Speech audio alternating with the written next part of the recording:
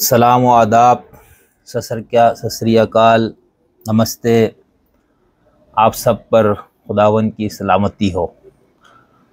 کل ہم نے آپ سے وعدہ کیا تھا کہ میں آپ کے سامنے علامہ امین شہیدی صاحب نے ایک گفتگو میں یہ جو کہا تھا کہ بخاری مسلم میں خدا، رسول، ائمہ، صحابہ، اہل بیت، سابق انبیاء کے حوالے سے گستاخی کا اس قدر مواد موجود ہے کہ وہ ہزاروں میں ہے۔ پھر اس میں انہوں نے ایک مثال دی، دو مثالیں دی تھی، اس میں سے ایک مثال انہوں نے یہ دی تھی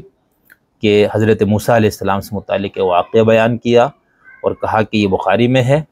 اور اس واقعے کو انہوں نے بہت بھیانک بنا کر پیش کیا، اور اینکر پرسن نے بھی بہت حیرت زدہ ہو کر کہا کہ ناقابل برداشت ہے یہ بات یا یہ روایت۔ تاثر یہ دیا کہ یہ صرف ان دو کتابوں میں، بخاری مسلم میں یہ روایت ہے، یا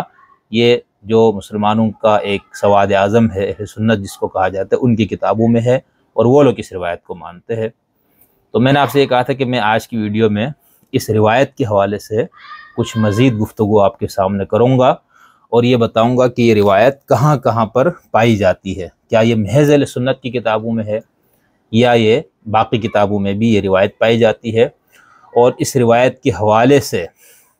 دونوں مکاتب فکر کا کیا نقطہ نظر ہے۔ ہم کسی مکتب فکر کو نہ غلط کہتے ہیں، نہ اس کی صحت پہ ہم کوئی تبلیغ کرتے ہیں، یہ ہمارا کام ہی نہیں ہے۔ ہمارا جو ابھی تک سمجھا ہوا موقف ہے وہ یہ ہے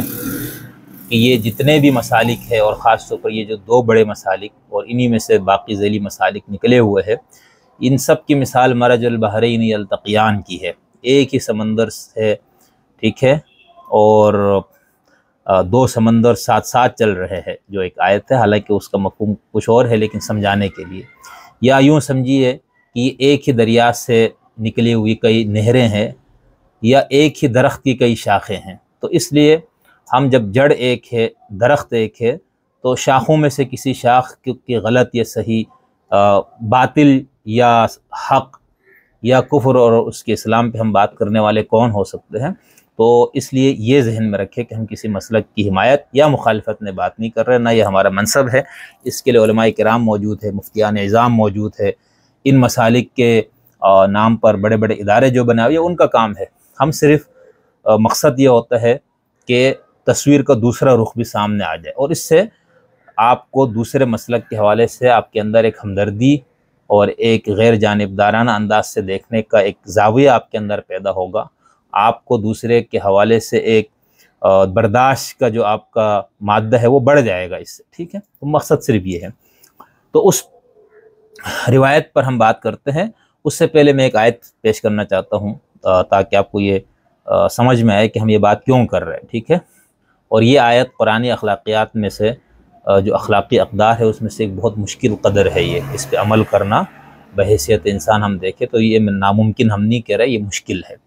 سورہ نساء ہے، آیت نمبر 135، یا ایھا الذین آمنوا کونوا قوامین بالقسط شہداء للہ ولو علی انفسکم او الوالدین والاقربین ان یکن غنیا او فقیرا فاللہ اولی بہما فلا تتبعوا الہوی ان تعدلوا وان تلووا او تعرضوا فان اللہ کان بما تعملون خبیرا۔ اے ایمان والو، انصاف پر قائم رہو، اللہ کے لیے اس کی گواہی دیتے رہو، دیتے ہوئے اگرچہ یہ گواہی خود تمہاری ذات، تمہارے ماں باپ اور تمہارے قرابت مندوں کے خلاف ہی پڑے، امیر ہو یا غریب، اللہ ہی دونوں کا زیادہ حقدار ہے، یعنی بریکٹ میں ہے کہ اس کے قانون کی پابندی کی جائے۔ اس لیے اللہ کی ہدایت کو چھوڑ کر تم خواہشوں کی پیروی نہ کرو کہ اس کے نتیجے میں حق سے ہٹ جاؤ، اور یاد رکھو کہ اگر حق و انصاف کی بات کو بگاڑنے یا اس سے پہلو بچانے کی کوشش کرو گے تو اس کی سزا لازماً پاؤ گے، اس لیے کہ جو کچھ تم کرتے ہو اللہ اس سے خوب واقف ہے۔ یہ ترجمہ میں نے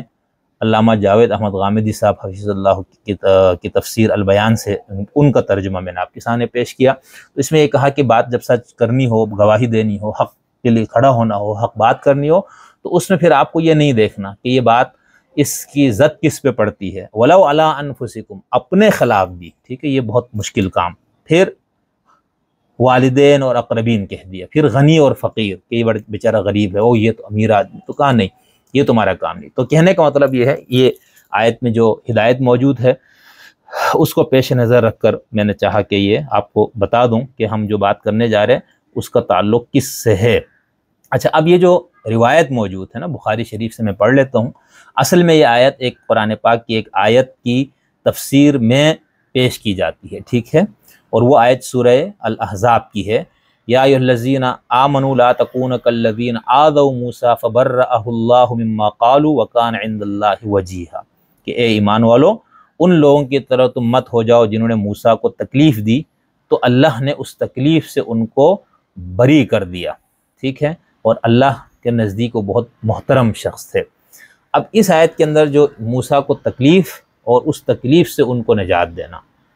تو اس کا ذکر ہے۔ اس پہ ایک سے زائد آراء موجود ہے کہ یہاں پر تکلیف سے کیا مراد، لیکن چونکہ اس پہ ایک روایت موجود ہے، اور روایت کا مطلب ہے کہ وہ بات جو پیغمبر کی طرف یا ائمہ معصومین علیہم الصلوۃ کی طرف منسوب کی گئی ہو، تو سب سے پہلے میں اس حوالے سے بخاری کی روایت پڑھتا ہوں۔ یہ صحیح مسلم میں بھی ہے اور صحیح بخاری کے اندر بھی ہے، ٹھیک ہے۔ مسلم میں دو جگہوں پر اس حدیث کو امام مسلم نے پیش کیا ہے، اور ایک تو کہ جواز الاغتسال عریانا فی الخلوہ، اور ایک فضائل موسیٰ میں، اور امام بخاری نے اس کو من اغتسل عریانا وحدہ ومن تستر فالتستر افضل، اس باب کے اندر اس کو پیش کیا ہے۔ روایت کے الف یہ ہے، حدثنی اسحاق بن ابراہیم حدثنا روح بن عبادہ، ٹھیک ہے۔ امام بخاری نے پہلے اس سند کو پیش کیا ہے، اور اس روایت کرنے کا ابو ہریرہ اس کے راوی ہے، اور وہ کہتے ہیں کہ رسول اللہ صلی اللہ علیہ وسلم نے فرمایا ان موسیٰ کان رجلا حیا ستیرا، حضرت موسیٰ بہت حیادار اور بہت ستر والے آدمی تھے، لا یرا من جلدہ شیء، ان کے جسم کا کوئی حصہ کسی نے نہیں دیکھا تھا۔ اور پھر اس کے بعد ہے کہ بنی اسرائیل جو ہے وہ کیا کرتے تھے، وہ اس بات پر ان کو طعنہ دیتے تھے، ٹھیک ہے، اور وہ حضرت موسیٰ علیہ السلام جب نہانے جاتے تھے تو سب سے چھپ کر کوئی ایسی جگہ پر آپ تشریف لے جاتے تھے جہاں پر پردے کا بہت زیادہ اہتمام ہو، تو بنی اسرائیل نے فَآذَاهُ مَنْ آذَاهُ مِن بنی اسرائیل، لوگوں نے ان کو تکلیف دہ باتیں کرنی شروع کر دی، ٹھیک ہے، کسی نے کچھ کہا، کسی نے کچھ کہا، تو پھر اس روایت میں یہ ہے کہ لوگوں نے یہ کہا کہ ما یستتر ھذا التستر الا من عیب بجلدہ اما برس و اما ادرت و اما آفت، بھائی اس موسیٰ علیہ السلام کے جسم میں کوئی نہ کوئی مسئلہ ہے، کوئی بات ہے جس کی وجہ سے اپنے آپ کو اس حد تک چھپا کے غسل کرتا ہے۔ آگے ہے اس روایت کے اندر وَإِنَّ اللَّهَ أَرَادَ أَن يُبَرِّئَهُ مِمَّا قَالُوا، اللہ نے حضرت موسیٰ کو اس سے بری کرنے کا سوچا۔ پھر فَخَلَا يَوْمًا وَحْدَهُ، ایک دن وہ اکیلے کہیں چلے گئے، فَوَضَعَ ثِيَابَهُ عَلَى الْحَجَرِ، ایک پتھر پہ اپنے کپڑے رکھ دیے۔ یہ گاؤں دیہات میں نہروں میں نہانے والے لوگ اس بات کو سمجھ سکتے ہیں کہ آج بھی وہاں پر لوگ نہانے کے لیے یہی طریقہ اختیار کرتے ہیں۔ پھر یہ ہے کہ ثُمَّ اغْتَسَلَ، حضرت موسیٰ نے غسل فرمایا، فَلَمَّا فَرَغَ، جب وہ فارغ ہوئے، اقبل الی ثیابہ لیأخذہ، اپنا کپڑا پہننے کے لیے وہ اس کو لینے لگے، وان الحجر عدا بثوبہ، پتھر بھاگا کپڑا لے کر، فاخذ موسیٰ عصاہ وطلب الحجر، موسیٰ نے لکڑی اپنی جو عصا ہے اس کو ہاتھ میں اٹھایا اور پتھر کے پیچھے چلے گئے، فجعل یقول ثوبی ثوبی حجر ثوبی حجر، یعنی اے پتھر کپڑا کپڑا، یہ کہہ کے آپ اس کے پیچھے گئے، یہاں تک کہ آپ ایک ایسی جگہ پہنچے جہاں پر بنی اسرائیل کے سرداران موجود تھے۔ فرعوہ عریانا احسن ما خلق اللہ وابرہ مما یقولون، پھر لوگوں نے ان کو اس حالت میں دیکھا تو لوگوں کی وہ غلط فہمی یا ان کے جو الزامات ہیں وہ دور ہو گئے، ان کو سمجھ میں آ گیا کہ ہمارا موقف غلط تھا۔ وقام الحجر فاخذ ثوب فلبس، پھر وہاں پر وہ پتھر رک گیا، انہوں نے اپنا کپڑا لیا، اس کو پہن لیا، اور پھر طفق بالحجر ضربا بعصاہ، پتھر کے اوپر اپنا عصا آپ نے مارا، اور پھر کہا، پھر راوی یہ کہتا ہے فواللہ ان بالحجر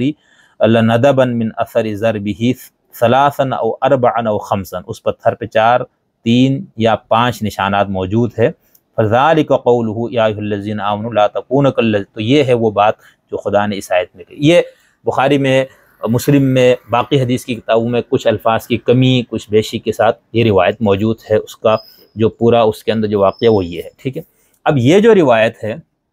یہ ہم یہ دیکھیں گے کہ اہل سنت کے علاوہ اہل تشیع کی کن کتابوں میں موجود ہے، ٹھیک ہے۔ اہل تشیع کی کتابوں میں جانے سے پہلے میں یہاں پر ہمارے ایک بہت عزیز دوست، فیس بک کے بہت معروف نام مفتی امجد عباس صاحب کا ان کی ایک پوسٹ میں آپ کو پڑھ کے سنانا چاہتا ہوں، اس کے بعد ہم آگے چلتے ہیں۔ انہوں نے آج سے ایک ہفتہ پہلے یہ تحریر لکھی تھی، انہوں نے لکھا تھا کہ آج ایک دوست نے شیخ کلینی محمد بن یعقوب کی الکافی کی عربی شروح کی بابت دریافت کیا تو اسے بتایا کہ علامہ مجلسی کی مرآت العقول الکافی کی جامع اور کلاسیکل شرح ہے۔ اسی سے پاکستانی شیعہ مدارس میں حدیث، علوم حدیث اور پاکستانی شیعہ علماء کی حدیث شناسی کی جانب چل نکلی بات، تو عرض کیا کہ پاکستان میں شیعہ مدارس میں علوم حدیث پر کتابچہ تک نہیں پڑھایا جاتا۔ کتب اربع، الکافی، من لا یعذر الفقیہ، تہذیب الاحکام اور الاستبصار پڑھانا تو الگ، ان کے چند صفحوں کے مقدمے بھی پڑھنے کی نوبت نہیں آتی۔ پاکستان کے شیعہ علماء کی ایک بڑی تعداد ایسی ہوگی جس نے ان کتب کے کبھی مقدمے تک کو نہ پڑھا ہوگا۔ ہاں، لائبریریوں میں ان کتب کو ضرور دیکھا ہوگا، لیکن ہاتھ لگانے، پڑھنے یا پڑھانے کی نوبت نہیں آئی ہوگی۔ صرف حدیث اور علوم حدیث ہی نہیں، باقی اسلامی علوم کی بابت بھی کچھ اچھی صورتحال نہیں۔ ماہر مضامین اساتذہ کے فقدان کا بھی بڑا مسئلہ ہے۔ مدارس اور علماء کا بنیادی زور مجالس پر ہے، قصہ گوئی میں ان کا کوئی ثانی نہیں، کتب اربعہ کا اردو ترجمہ تک نہیں ہوا۔ میں مدارس کے طلباء اور علماء سے کہا کرتا ہوں کہ اگر آپ کتب اربعہ کی محض مختصر مقدموں کا ہی مطالعہ کر لے، لیکن تو یہ نوحہ انہوں نے پڑھا ہے اور یہ بالکل صحیح پڑھا ہے، اور